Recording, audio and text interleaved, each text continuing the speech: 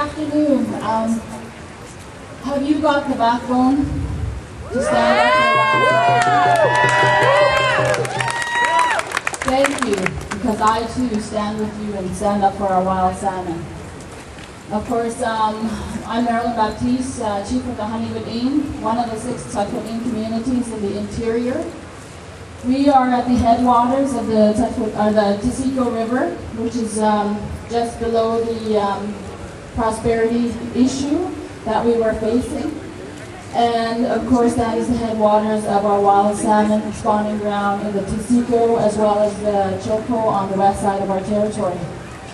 And the Tisico flows into the Choco, which goes into the Chilcotin and down into the Fraser, and then comes to meet you all here.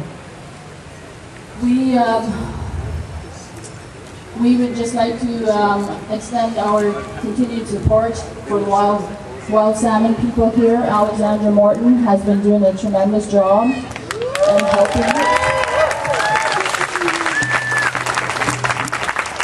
For we cannot sell our way of life, our waters, our wild salmon.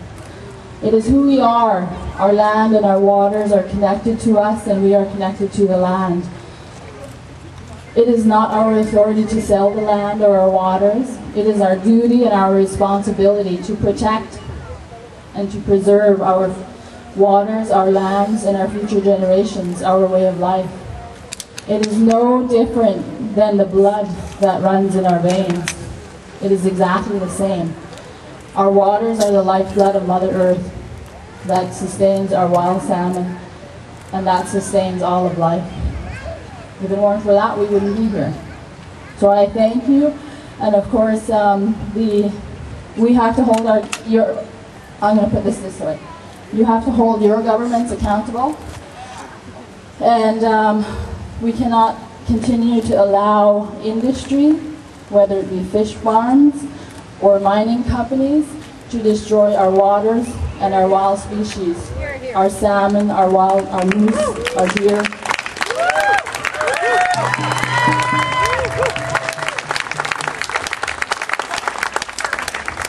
So each one of our voice makes a difference. Get out there, vote, and make that difference. Our voice will be heard, and it's continuing to be heard with our drummers, our singers, our wild salmon paddlers, Alexandra Morton, and her undying love and dedication to the waters and the salmon.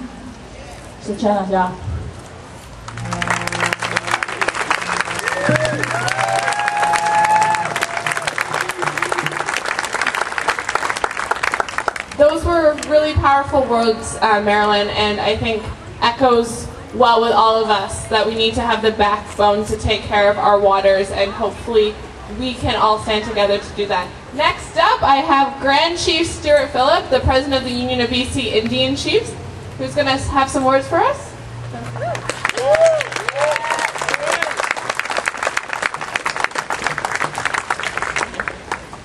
Wai Haskell Help, PC Naxil, and Chaya Squeeze, ASU. I would like to begin by acknowledging the ancestral lands of the Songhees and the Esquimalt peoples.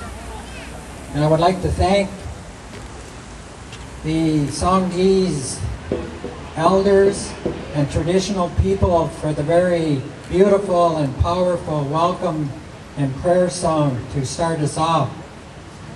I would also like to express my admiration and deep respect for our Chief Marilyn Baptiste. She didn't tell you, she's a member of the executive of the Union of BC Indian Chiefs. I'm really proud to say that our entire executive is here today.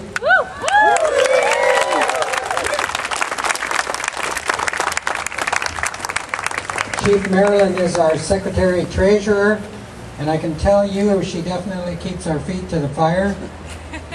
Chief Bob Chamberlain is our Vice President, and most of you know Chief Bob Chamberlain has been a very powerful voice, a very articulate voice with respect to this fight against the toxic fish farming industry. I want to express my deep respect for the people that I had the honor and the privilege of walking with earlier today. I swear that the kilometers on Vancouver Island are much longer than the kilometers on the mainland.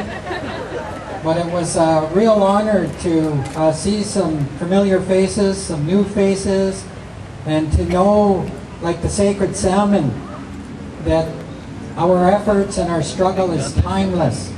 And we will always rise to the occasion.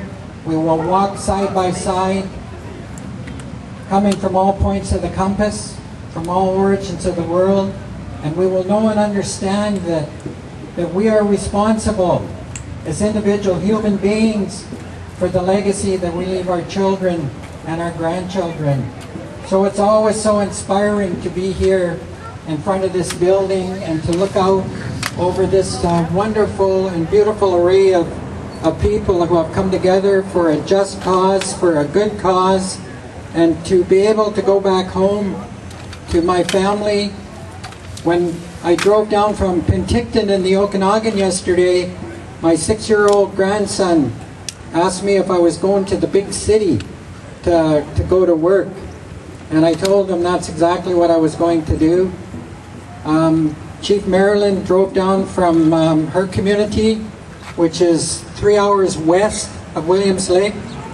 And both of us had about 3 hours sleep last night. We knew that Chief Bob Chamberlain could carry the banner for the UBCIC, but we know this is an important issue, and we wanted to demonstrate by our presence that we at the Union of BC Indian Chiefs will continue to walk with you, will continue to march with you, and we'll continue this fight against the toxic salmon farm industry as it exists today, until such time as there's fundamental changes in legislation and policy to remove these toxic aberrations from our pristine waters and to safeguard the blessing from our Creator, the wild salmon. So again, it's a great honor to be here and to be between and amongst such beautiful people as yourself. Why? Limlin.